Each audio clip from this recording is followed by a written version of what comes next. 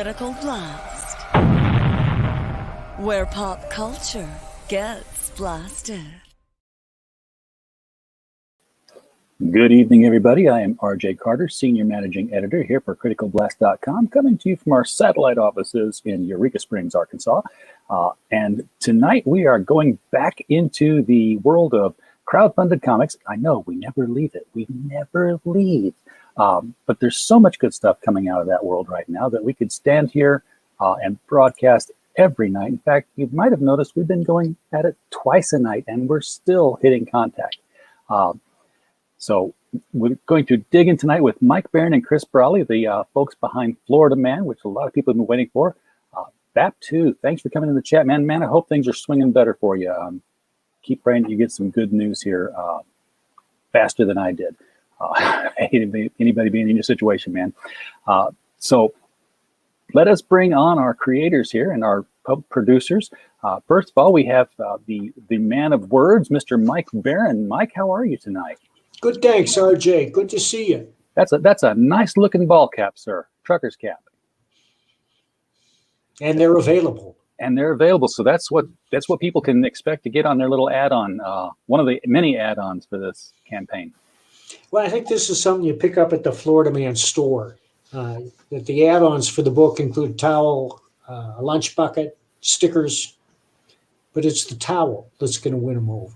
That's true. Now, have you guys? You haven't ordered those yet, right? That comes when the campaign closes, or do you have them already? Chris? Well, I could probably answer that. Hello, everybody. Hey, Chris. I'm running the campaign, and that trucker hat is an exclusive to FloridaManComics.com. Well, let's put that in the chat here so people can go out there and get themselves a hat, because that's a cool. Where'd my mouse go? I say that 20 times a day. Where'd my mouse go? Me too. It's super cool, too, because it's already distressed. It even has crocodile claw marks on the bill. Isn't that right, Mike? On the front right bill, there's some little 3 scratches. So this is for truckers who weekend or moonlight as gator wrestlers. It's a great hat. I mean, and we've got hats. We got everything from hats to bath mats available at the Florida Man Comics. And you can get to the Indiegogo campaign, which is no, you can't get the flamethrower BAP. Not yet. Not yet. We're working on that because we don't want to offer something domestically that we can't offer internationally. Well, actually, you can get the flamethrower. It's from the Boring Company. It was invented by Elon Musk, and anyone can order one. Yep. That's true. It's based on Elon's flamethrower. So what you do is you order some yourself, and then you just put the Florida Man sticker on the side of it to brand it. There you go. And you resell it. I like that idea. Let me write that down. Let me take a note here real quick. So this has been a much awaited title. A lot of people have been waiting on this. It was due on August 3rd, 2020. We're not super late. I mean, there have been books been a whole lot later, and still had plenty of forgiveness from the fans because things happen. But what is this? Some kind of are you ambushing us? What's going on here? This is gotcha media. But no, you guys are actually wrapping up now, right? It's done. It's done. It's done. So yeah, we just watched all the pretty letters, read all the pretty letters, and made all the final tweaks and all the punctuation and everything. The way that Warren Montgomery is our letterer. He's an artist in his own right, but he is lightning fast. And we gave him the pages. Ixan Ansori is our colorist, and we got all the colored pages. Everybody's the right tint, hue, pigmentation. It's a very diverse book. All the gators are the right shade of green, and the Lamborghini SUV is the right shade of red. And I figure that I figure that the bottom of the color scheme is that you're gonna have to wait for the book. I don't want to get too much into colors because there's a color joke that's sort of the big deal, one of the big reveals in the book. So I think you're going to be excited about that. All right. So if you were pressed for a date right now, if I were to come to you and say, Chris, where is my book? Where is my chicken? Oh, not the chicken book. This is the gator book. Yeah. Chicken books. That's the fourth book. That's the other book. When would you say this would probably be hitting the mails? I'm thinking, obviously we got to wait on all the swag and stuff to come in. Yeah. And we're closing the campaign on Monday, which will be the 15th, I think. So we're ordering the next day. So it's just a matter of everything coming in. I would say 3 weeks probably, and then we'll begin. We've got to get everything bundled up. I've got somebody ready to start doing not fulfillment, but do all the shipping and handling and stuff like that. And hopefully first week of April, second week of April. You have somebody doing fulfillment, you say, Chris? Well, what I mean is I'm paying them $1 a package. So they're motivated. The more packages they can pack, the faster they get their money. They're undercutting me. I charge $2 a package. Oh, yeah. But then I set up my whole thing. And Mike, I don't know if you've heard about this, but we branched out what we do here because I talked to all these people in the UK that were sending in books. It was like always an arm and a leg and, firstborn child for the shipping. So I am now working an import comics business. Really? And our first client is out of Australia. It's Kemosabe with his project, The Company Men. And we are shipping those in from Australia at $12 a pop. I think even $10 a pop. But I'm going to say holy 12. cow! Yeah, that's good. Yeah. So we're very happy with that. And I was always telling people I can't go the other direction. It's just I can't get around the shipping. But then I found out that I could. So we worked out a deal where we could actually send to the UK for $15 a book, which is still a lot, but it's $10 less than the $25 that it normally costs. Right. That's great. I had to send a book to Tasmania. Do you know where Tasmania is? I keep thinking around Australia. Opposite side of the earth from where I'm sitting now. And, I sent him the book was the Nexus novel, and he did 3 months later, he didn't get it. Finally, I sent it to a friend in Australia, and he mailed it to Tasmania, and he got it. There's always a way to work around stuff. Believe me, I've looked at all the different ways to work around stuff, and I'm surprised that they're there. Well, we've got shipments going. I have a list here of all the countries. We've got Australia, Austria, Bahrain, Canada, Croatia, Denmark, Finland, Germany, Guam, Hong Kong, Iceland, Ireland, Israel, Japan, Netherlands, Norway, Romania, Slovakia, Spain, Sweden, Switzerland, Thailand, the UK, and the good old USA. Okay, now do that again as Yakko Warner. What kind of show is this? Well, I've been at it for 2 years, Chris, and I've yet to figure that one out. Okay. Just curiously, how many are going to Florida? That's a good question. We've actually got a few Florida retailers that bought in for our retailer bundle, and they get well, they definitely wanted a deal. They wanted to do a little barter with some tchotchke of some dead baby gators that you could use for keychains, but that was Mike's idea. I like it. We got a few, so we're including some of those guys and gals in the thank you page. Well, I tell you what, if you're looking at tchotchkes, if you're looking for like new stuff for your second graphic novel, I think things like what's his girlfriend's name again? Crystal. Yeah. Just remember Crystal Meth. Her middle name is Meth. Yeah. We're also offering this tuba playing gator. Yes. Tuba playing gator. Cool. Yes, at a certain level, we are offering the tuba playing gator. That's the hidden level. That's the secret tier. Yeah. You click on that one and you're like, surprise, you are the 17th. But I know a guy who does 3D prints for a lot of crowdfunded comics folks. And if you wanted to get like a Gary and Crystal or just a Gary riding an alligator or Crystal doing her cheerleader pose thing, whatever, Well, we're looking at I got to the hiccup. Mike's talking with some people right now about creating a board game, a tabletop game. So that would be probably ideal to have some little figurines of Yes. the characters. So Just that's coming. inside. And you know what? That is a reveal. Yeah, nobody else knew that until just now. Florida Man 2 board game coming with it. Yeah, that's the plan. So I know you got I saw that you got a new artist. That was one of the things that was announced publicly to kind of help catch things up because things were falling behind. I was a little surprised when, first of all, we saw the new art, which was, it was a good match, I thought, as far as, with the style. And I didn't think it was going to be that jarring of a difference between, one panel to the next. And then I noticed that panels we'd already seen were being redrawn.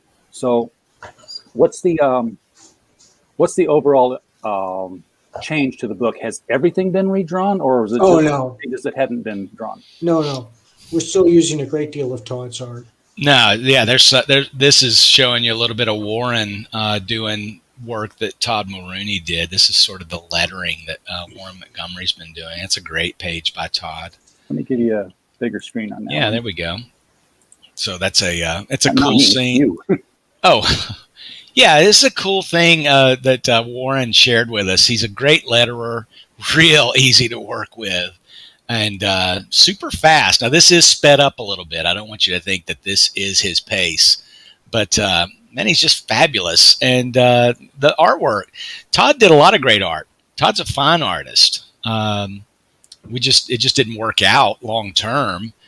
We tried to have a meeting of the minds, but there was just way too much. I think some personality conflicts that just got in the way, and it's unfortunate because nobody goes into one of these projects thinking, oh, well, what can we do to just make this work for a little while and then about halfway through change horses? Gosh, no.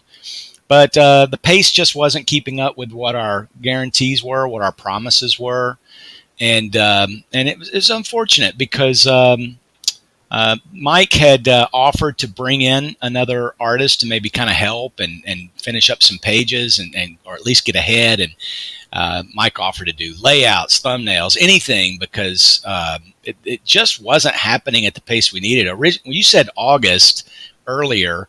August was when the campaign ended. But we were promising at first, when we first started pitching, we were saying October. But then when we finalized the campaign, we said November.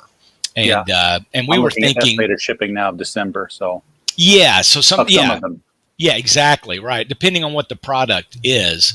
And so we kind of had an internal agreement with everybody. I mean, this was all just spoken mostly that November 1st, Todd would be done, and then Ixan could finish the pages, and then we'd go to lettering. And November 1st came and went, and it just kept getting later and later, and we were only 20-something pages in. And this is after Mike and Todd have been working on this since April 2019. I mean, it went all the way back to then. So the issue is that we shouldn't have promised that date if we couldn't fulfill that date. And I'm with you. I mean, obviously, there's some campaigns that take a little longer, and you're okay with them taking longer if it's going to be not much longer, right? Right. But regular updates go a long way to yes, they do. People. And there were all kinds of little things that just kind of made it. It was just a challenge. And when Todd realized that we were really getting antsy about the work being so slow, it tempers flared. Let's say that. And it was unfortunate because some of it was a little bit shocking, and we just never could figure out why everything was taking so long. And okay. Now, see, right. I'm sorry to interrupt, but right there, the panel you've got up there, the alligator.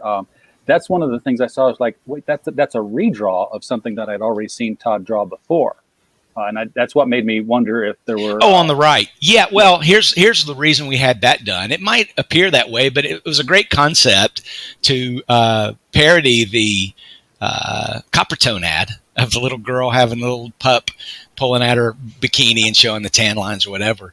And so that was when Todd was with us. Obviously, we came up with a great little thing for our postcards and for the beach towels, which we're still delivering those. And you can still get that towel through the FloridaManComics.com. But the idea for Marcelo to do this was, first of all, we wanted to see if Marcelo had the ability to do something that fit what we were hoping. So we said, can you just kind of do this, but do a horizontal one? Because horizontally, we can use on a comic book cover. Horizontally, we can print as a pinup.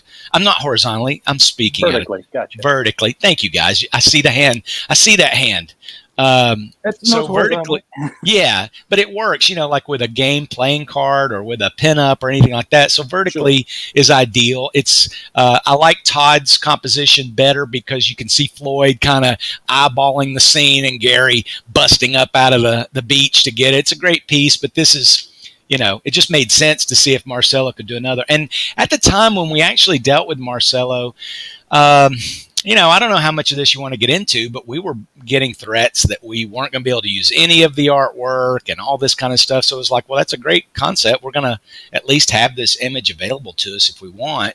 But fortunately, cooler heads seem to have prevailed. And, even though Todd's not active with the campaign right now, he is still going to benefit from it. If we hit $40,000, which we could in the next 5 or 6 days, Todd still gets, even if we don't hit it, but there's another tier unlocked at 40,000. We just crossed 35,000. And once all the monies for printing and the fill-in artists and the shipping and the tchotchke and the lunchboxes and all that are all paid for, Todd gets a substantial cut of the net. So to me, I was hoping that it would be, okay, guys, I can't keep up with the pace. Hey, we're not getting along. At one time, Todd was saying he was starting to get burned out on it, or it wasn't burned out. He just wasn't having fun. And I don't want anybody to keep working if you're not enjoying what you're doing, right? Oh, yeah. And so in my mind, it's probably win-win because now Todd can sit back, see his art put out there because it's coming out. The book's coming out with his cover. And the first couple of dozen pages are Todd. Now, there are some panels. I know you mentioned that some panels have been replaced. And honestly, the reason for that is sometimes the artists don't follow the script. And if we had left things the way they were, Mike had already had to do multiple revisions to the script just to make things work.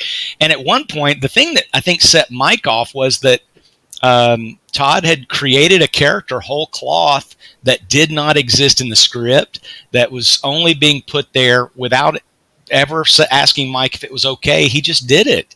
And the excuse was so it could make googly eyes at the audience and you would know when to laugh because Todd wasn't confident in the script. And I think that's the other unfortunate part. Why do you want to be involved in a project where you're not even confident that it's being produced well in the areas that you can't produce? So I think he kind of took it upon himself that he thought he needed to repair the script or fix the things that were missing or whatever his reasoning was. I don't necessarily want this to be a bashing Todd because look, the project's coming out and everybody's going to enjoy it. It's hilarious. Let's talk a little bit about Elias and Marcelo. Yes, I would love to. Yeah, so, are they contracted for the? Are they already contracted for the second book? Or are you considering them for the second book? No, we have not yet approached them. Chris has to read the script first, but I would be happy with either of those gentlemen. And I was connected with them by my friend Lawrence White in Salt Lake City. And Lawrence is a longtime comic creator. In fact, years ago, Lawrence was going to publish the graphic novel of my horror novel, Helmet Head, Nazi Biker Zombies. What's it about? Nazi Biker Zombies. It sells itself. And Elias did a number of pages for that, and they're outstanding. And he did a cover, too, but it never happened. We could never raise the money. The timing wasn't right. We may revisit that in the future. But we had these connections, and Elias was eager to work. And Marcelo was eager to work. and they were eager to please. And they started turning out pages at an incredible rate, and the pages were right on. I mean, when you see Marcelo's pages, you're going to be stunned. Yeah. Great There's stuff. a lot of people out there who I'm really surprised. I don't know if the market is just that tight with the mainstream comics industry right now that people are just competing with each other. But judging from what I'm seeing them publish, I can't imagine that's the case. Because well, I can name dozens of great artists who can't get work. Yeah. Well, I think that the ones that are working. The ones that are working for very low rates, and that's probably why. That won't last. Once they can start bidding against other creators who are trying to get them get their work. Exactly. Yeah. Exactly. Yeah. Because I've just seen a lot of people out of Argentina, a lot of people out of Portugal that are just turning in. I don't know what it is, but they're like turning in some like Perez level material. Yeah, like Geraldo Borges. Geraldo did the cover here, but this really does not begin to hint at his mastery. And I'm talking to Geraldo now about a Badger miniseries, and he's raring to go. That'd be fantastic. But first, we have to get the thumbs up from First Comics, which owns the character. Yeah. But we're working on it. Yeah, we're working on it. Are you looking at getting permission or buying? Yeah, I got to get permission from Ken Levin. Ken's very cooperative. I just sent him the novel. He'll get it next week, and he'll read the novel, hopefully.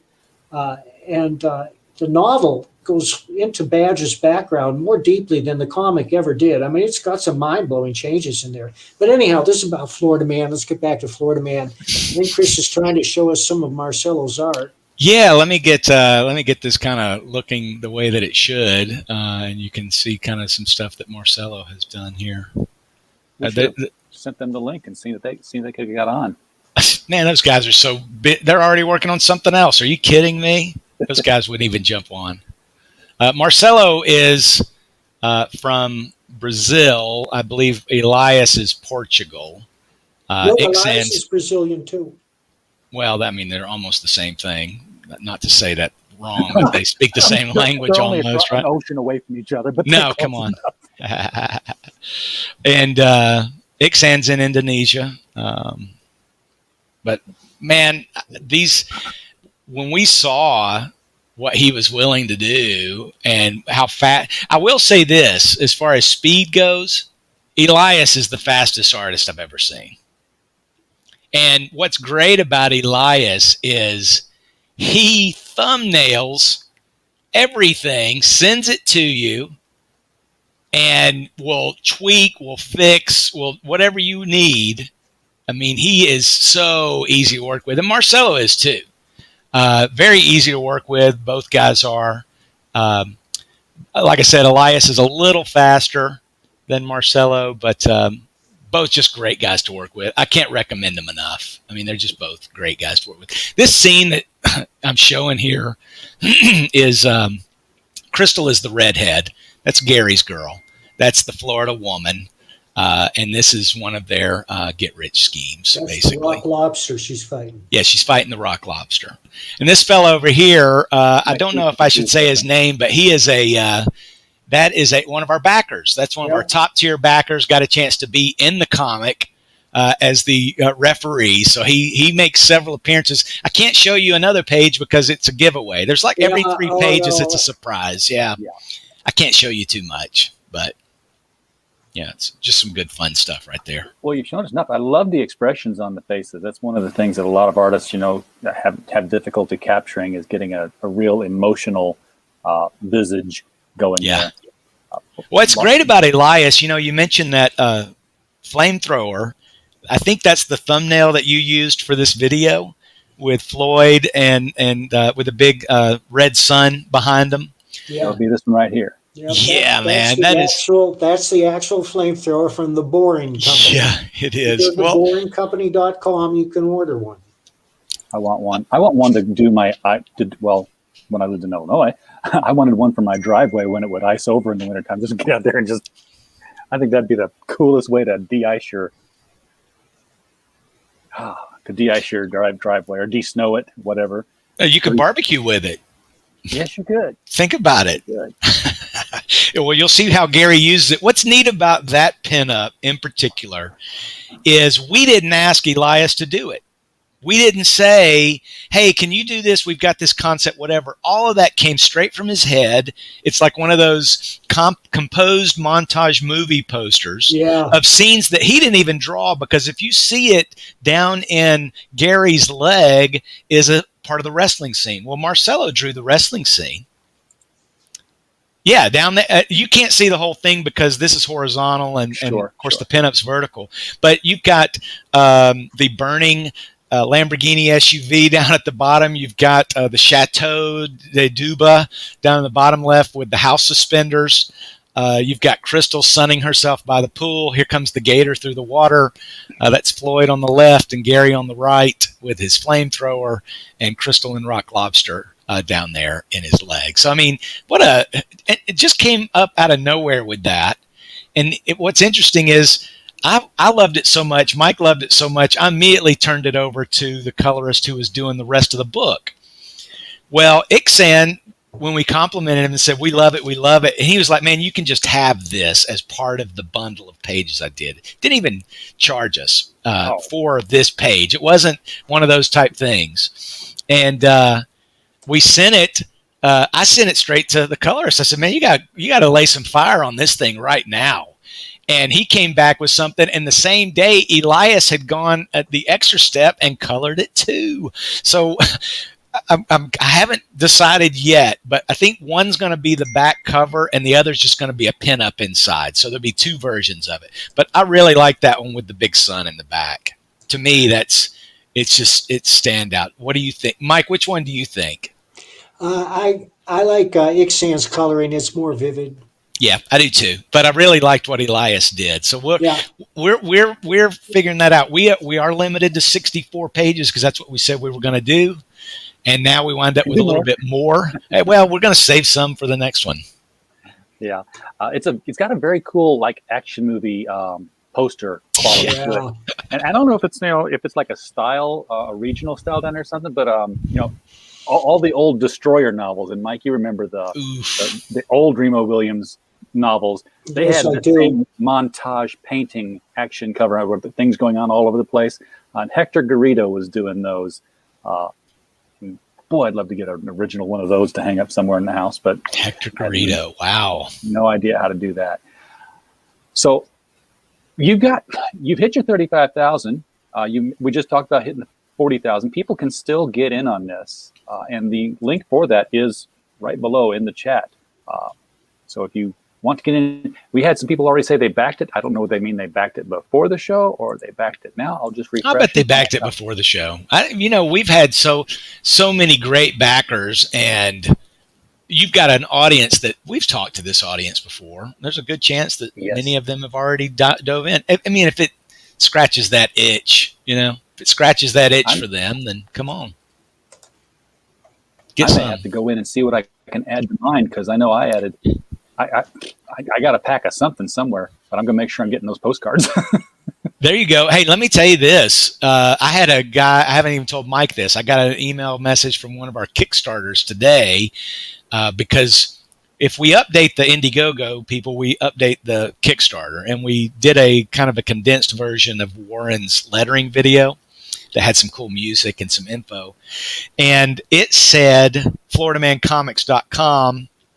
And we also mentioned that both campaigns, obviously Kickstarter doesn't have an end demand, but on the Kickstarter page, we mentioned, hey, Indiegogo does close in 7 days. So if you want to get over there, you can. And one of the Kickstarter backers said, I didn't know you guys had a lunchbox. He goes, how do I get the lunchbox? So, and he doesn't have an Indiegogo account. You can't just get a lunchbox as its own thing, because the point has always been putting books in people's hands. So we're just going to add it to, I'll take a PayPal invoice and ship it out with his book when the lunchboxes come in. So that was exciting. To me, that lunchbox, the metal lunchbox, is just a nice little I mean, I've got a metal lunchbox up on the shelf right there of my Marvel Comics Amazing Superheroes. So You to can carry me, your meth in it. yeah, well, among other things, right? Yeah, well, you can't fit the comic in it though, because then it wouldn't be the No, right size for a lunchbox. You could. I mean, shoot, you could just fold it up. Who cares Fold it. about? Don't people fold comics anymore? no. Roll it up, put it in diagonally there. Yeah, that Come would on, great. come on. What's fun too? You mentioned the artist, and there is some great art in it. There's great art from Todd. There's great art from Elias. There's great art from Marcelo. But we've got some great pin ups from other guys. I mean, one of the early ones we got was from Pat Broderick, who actually is now, his pinup can be seen on the cover of Florida Man 2, the novel, on Amazon. You can get Hogzilla right now on Amazon and see Pat's awesome cover, which is also a pinup in this book. We got a Joe Comstock did one of the very, very, very first Florida Man pinups, and Joe's design was a lot closer to the original concept, because Gary had a business in the front, party in the back, kind of mullet, and sleeve tats. I kind of wish that Todd had left the sleeve tattoos on, but whatever. It's still fun. And Barry McLean Jr., one of my favorite ones, but he's got a very whimsical style about his, that there'll be a pin up there. We even got original artwork from Chuck Dixon, of all people. And I know Chuck is not known. That's right. Yep. And one of the big scenes, there you go. Yeah, Kyle, man, you are Johnny on the spot, RJ. I didn't find a big picture of it, so it's not all that clear. But yeah, that's fine. Broderick. You can get the Florida Man graphic novel and see the big version of it. That's right. Won't have all that lettering on there. Is the graphic novel going to be the same as the novel? I mean, does Florida Man 2, the novel, it's inspired by it. There's some different animals. Yeah, there's a lot of incident. There's a lot of crossover. Yeah, there's a lot of events that took place in the novel that occur in the graphic novel, but there's also a lot of fresh stuff in the graphic novel that just occurred to me as I was writing it.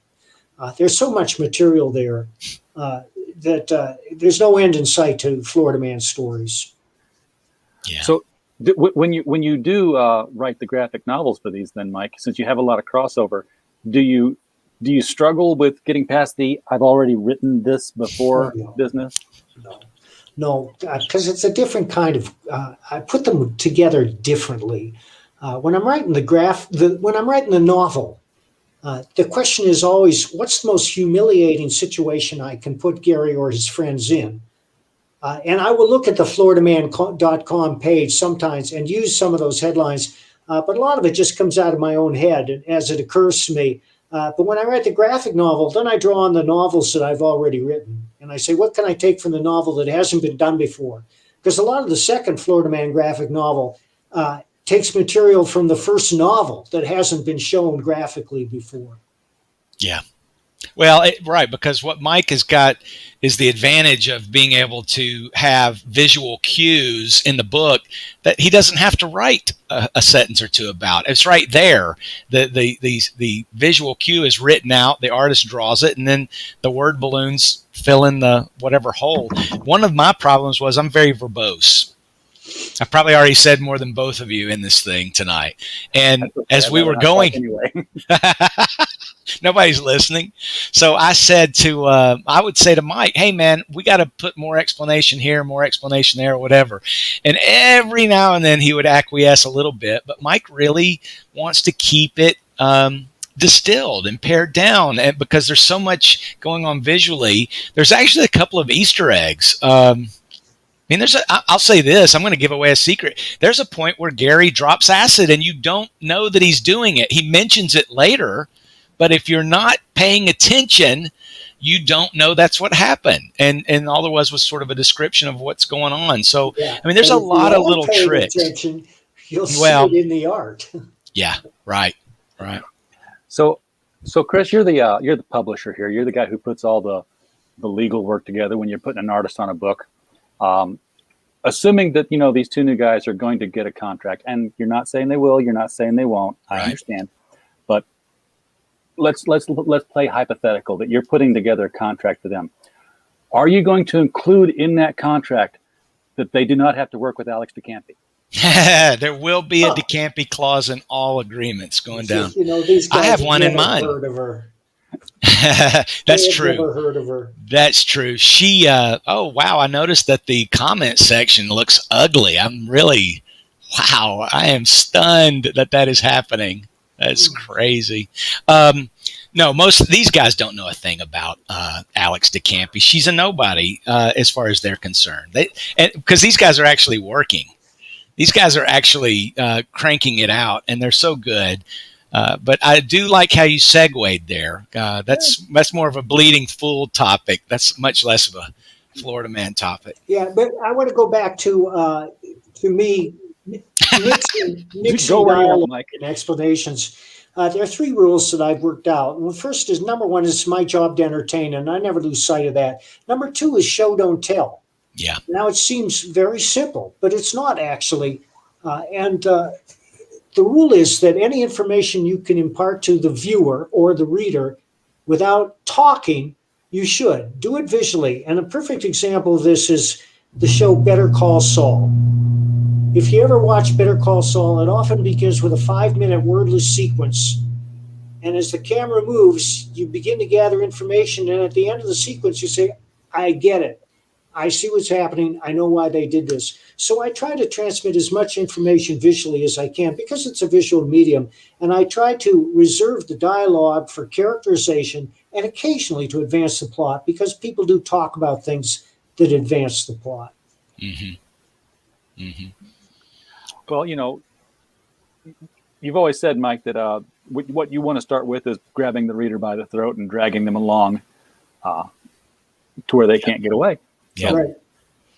And this is definitely in Mike's style. I would say, oh man, we need them to say this here. And one time I actually said, I mean, I don't want to give away any little shock surprises, but near the last act of this book, some things happen that you're like, where the hell did this come from? What is going on here? And I said, do you think maybe we ought to drop a breadcrumb about this earlier? And he goes, page 1. I said, you're right. There it is. It's right there. It is right there on page 1. So, I mean, it's really clever. It's really clever. And once you see how clever it is, and once you read it, you're going to go back through it again. And then you're going to say, I can see now why Mike was very strict about how the book was put together, because he had all this in mind. And of course he did. He wasn't just shooting from the hip. He's written 3 novels about this character already. Of course he knows what he's doing. Of course he does. And when you're writing a graphic novel, one, you want your artist to be able to be as creative as possible.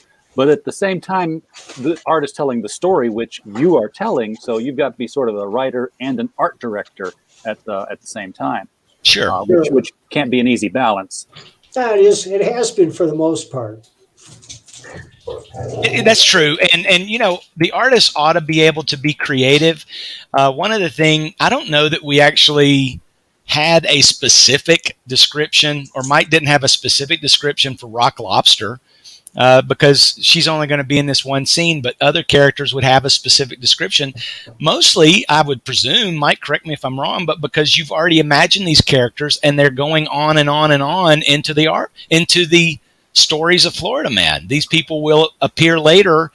I mean, if you pick up the next volume, The Catfish, or what's the name of the third novel? Number 2 is Hogzilla. Number 3 is Catfish Calling, and the novel will be on sale next month. Next month, Florida Man 3. You heard it here first, folks. We are dragging our ass getting this comic book out. Yes, we've got to get caught up with Mike, but we've got some really fast artists now. It shouldn't be any problem. As we point out, the art is completely done. It's all colored. It's lettered. It's going to the printer shortly. Yes. Yeah. We're excited. Is the novel for Florida Man 4 already rolled up in the Royal typewriter? Oh, hell no. I'm working on 5 or 6 different projects at once. Mike, tell us some. Let's hear about some of them. Well, these are projects that my participation has ended, and they're now just being finished. One is a 3-part Nexus series that Richard Meyer is putting out that's illustrated by Kelsey Shannon. And Kelsey's art is mind-blowing. It's beautiful. Number 2 is the Nexus Lone Star Bigfoot Bill crossover. That's a graphic novel. It's 48 pages. Matthew Weldon is the artist on that. And that's mind blowing too. If you want to take a look at the art, it's on Indiegogo as Monster Hunt 2 Let's Get Crackin'. And right now I'm working on a brand new Nexus graphic novel with Richard Bonk that I'm very excited about. Another Nexus graphic novel with Richard Bonk. Now, is Richard Meyer publishing all of those? Or No. Richard Meyer is only publishing the 3-issue series that Kelsey Shannon is illustrating. Blacklist Universe is publishing Nexus, Lone Star, Bigfoot Bill. And as for the Nexus novel, graphic novel that I'm working on with Richard Bonk, Mike Richardson has indicated that he's open to publishing new material with Nexus from me. It's not necessarily illustrated by Steve Rude, so we'll see. Dark Horse may put it out. That's the interesting thing about owning or co-owning a character, is that it can you can publish anywhere. You've got 3 different publishers for the same character within the same year and a half period. That's true. That's true. And it's not because you're leaving one and going to the other all the time. It's just that you can parallel process, as they say in the IT industry. God, I should have left that at work. If you scroll all the way to the down to the bottom, I think you'll see some of Kelsey Shannon's art. No, maybe not. Who the hell knows? It's in there. I think the browser's just taking a second to load. Yeah. We're streaming. That's taking Yeah, your computer's working. Streaming, I'm screaming. Here we go. There it is. That's the cover. Come on. That's Kelsey Shannon. I wish I could show you some of the pages. That's fire. And Kelsey, if you follow him on Twitter, he puts out a panel here or there. It's just fire, man. It looks beautiful. I mean, it is just next level. Like the shark guy. Yeah. Finn. Seriously? No, that's another inside joke. He's a Miami Dolphin. Fins. And Mike's got, he hasn't mentioned it yet, probably because we're really keeping this one under wraps, but he's got one comic that's not science fiction and it's not a funny book. It is going to be a nuclear neutron bomb when it comes out. Oh my gosh. And the artwork is it reminds me of old Bashima, Ernie Chan stuff from Savage Sword. I mean, It's fully embellished and rendered, but it's nothing like that sort of subject matter. But if I told you the subject matter, you would immediately know why I said it's a neutron bomb. So that's all I'm going to say. And here's the beauty of this project. The beauty of this project is you will not hear anything about it until it is 80% completed. And right now, Mike, what is it? Almost 40 or 50% done? Yeah. Yep. It's beautiful. It's beautiful. So we're going to have to, Mike, you're going to have to get out there and change your Twitter handle to Mike Barron, the hardest working man in comics. Throat grabber, choke slammer. Throat grabber, choke slammer, hardest working man. That's it. You're a production machine. It just seems to me that all I do is sit around with my thumb up my ass, but all this stuff seems to get done. I don't know. You go. It's like the shoemaker elves have some writing cousins. You go to bed and you wake up and there's something on the word processor. You print it.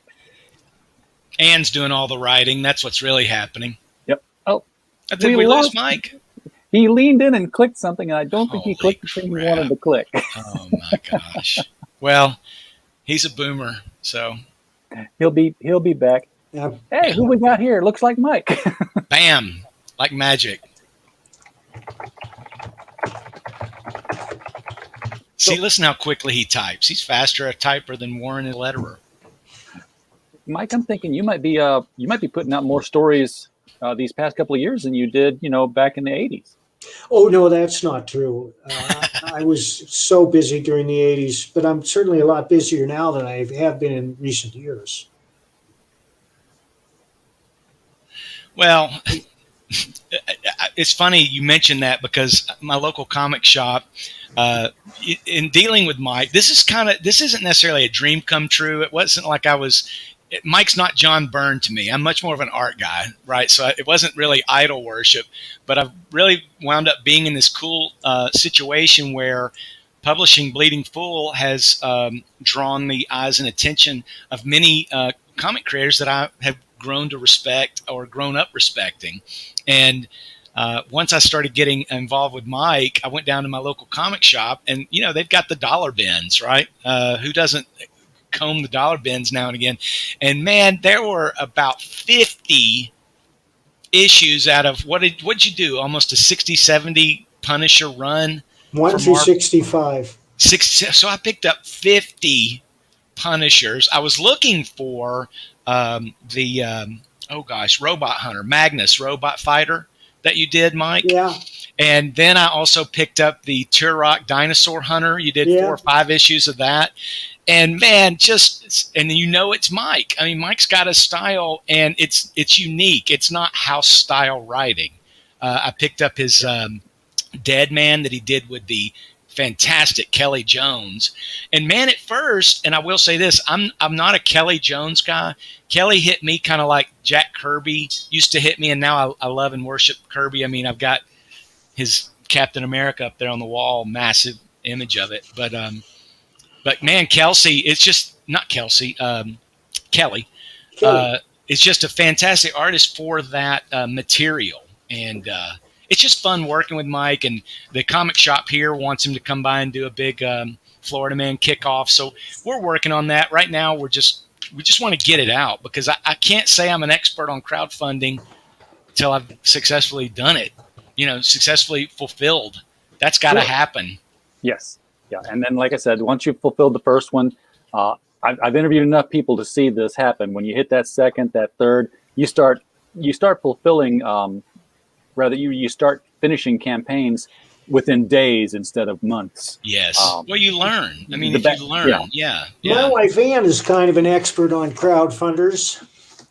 She is. She's done her own. She's helped Mike with his. Yeah. Oh, hang on. Let me give you a big screen. Full Mike. Screen on that. Yeah. Thank you, Bob. Hey, I hear Ann. Yes, those were both crowdfunded. And Cue Ball too, which is going to be a trade paperback from Blue Juice next year. And my own autobiography. And her own autobiography. Yes, right on. Look at the size of that book, man. That's awesome. What book? Oh, I thought the Badger. The Badger book is this big. Oh, that's huge. Yeah, it's crazy. Now you guys are getting together soon, Chris. I know you publish over at Bleeding Fool, which gets to take advantage of a lot of the stuff going on in the comics industry that we hear about on the internet, and you get all this inside scuttlebutt. I can't speak with authority, but I have this strange feeling that when you and Mike get a couple of beers in you and you're out of the comic shop, that Mike's going to say, "Yeah, let me tell you all the stuff that happened back then that you don't know about." Oh, man. I could write a book. A lot of people could write a book, but the book would piss off a lot of people too. But yeah, Chris, I got stories to tell you won't believe. Yeah. What, you mean your own autobiography? No, I'm talking about my life in comics. Like Ron Fortier, a good friend of mine, lives here in town. He wrote a book called My Life in Comics by Ron Fortier, if you're interested. And Ron wrote Green Hornet, Popeye, and many other titles. He's one of the founding members of the pulp movement in this country. I'm sure you're familiar with Ron Fortier. Yeah, he's a massive talent. One of the cool things the best comic book writer. Yes. Well, you don't win 2 Eisner Awards for sucking at writing. Unless you win them this year, then maybe you did. That's right. I keep wondering how long there's going to be an Eisner Award. Yeah. Because I'll play. Let me. Well, Florida Man should win an Eisner Award, is what I say. It should. I've been thinking about that. But really, the Eisner Awards have become an exclusive club that represents one faction of comics, just like everything else in this country that's been split right down the middle. And I don't think that they're awarding Eisners on the quality of the work these days. No, but Mike, I always get this just by looking at the people who are nominated. Maybe not the winners, but the nominees. They're very virtuously, and I'm not saying that ironically, try to stand up, against misogyny, against racism, against homophobia. And by God, if you've committed any of those things, even if you've been dead for years, you are out. That's we've seen the whole Dr. Seuss thing going on lately. Now there's would they kick out some Peter Pan? But I'm just wondering, at exactly what point are these Eisner winners going to say, we demand that this thing be renamed for misogyny, racism, and homophobia? Well, there are two worlds of comics now. There's the corporate world of the big two and all those middle publishers, and there are the Wild West, the crowdfunders, guys like Doug Tenopple and Mike Miller and Graham Nolan and Richard Meyer, who are putting out quality product all by themselves and preaching to a different choir. Yeah, it's funny too when you see more and more of these, whether it's comics gators or war campaigners or anti-gators or whatever, I don't care. They're all indie. This is the indie scene. This is what punk rock was back when the Dead Kennedys were putting out their first few albums. They were dissidents. These were people. What we're doing right now with crowdfunding comic books is the new independent, right? Because IDW and Boom aren't indie. They're putting out a particular slant to their books, and what we're doing now, this is Wild West, like Mike said. It's boutique. It's very niche, and what some people have complained, man, I can pay $25 and walk out of the local comic shop with 5 comics. Why should I spend that on your book? And I say, well, they printed 50,000 of those comics you got, so that's why they're so cheap, and they're made on the thinnest of paper. This is an actual product that there's only going to be several hundred of these made. There's another reason. The story. The story will grab you by the throat. You won't be able to put it down. And when you finish it, you're going to turn to the person next to you and say, you got to read this. Yeah. That's what. Mike, what would you be doing right now if crowdfunding wasn't a thing for independent comics? Well, I'd probably be concentrating on novels. But I'm doing a lot of novels too. You'd have 100 more of the biker series. I can't write that fast. But number 8 just hit the skids, and I'm already working up a plan for number 9. Very cool. Very cool. And if people don't know, Biker is my hard-boiled crime thriller. It's modern noir. Josh Pratt's a reformed motorcycle hoodlum who went to prison, found God, comes out, tries to turn his life around, and the stories are gritty. They're realistic. Some of them deal with biker gangs, but a lot don't. When's that going to get some graphic novel love? Well, we got to talk about that. We'll be talking about that shortly. Oh, I got to dig, and I find stuff when I dig. All right. Looking forward to that, because I think that'd be a lot of fun and would reach an entirely new audience, too. Oh, yeah. Get that message out there. So, guys, it's been a pleasure having you on the show. I have somebody waiting in the wings for an 8 o'clock show, so I've got to switch over. You're a busy man. I'm doing 2 a nights now, so we just got to keep at it and keep cranking them out. Everybody, be sure to check out Florida Man. It is now, delivery is nigh. It's imminent. Yes. It's both imminent and imminent. And preeminent, actually. It closes down Monday. Check it out. Go to floridamancomics.com and you can get to it there. Or you can get other cool swag like that hat Mike's wearing. And we'll be in touch. Hey, yep, there's my timer. I know you got to go, RJ. Thank you so much, RJ. brother. Glad to have you guys. And everybody in the chat, thank you for coming in. Appreciate you showing up. I put the link in for floridaman.com, or you can just hit the Indiegogo link directly below the description. If you're taking off, just go back to the channel and come right back in. We are going live with the publishers at Arachna and their new crowdfunder. Oh, that looks great, by the way. That looks great. Nice yeah, man. Arachna looks fantastic. Hey, listen, we'll talk Blacklist some other time, too. Yes, we'll do that. All right. And if you guys want to just take off, that's fine, too. As we do every night, we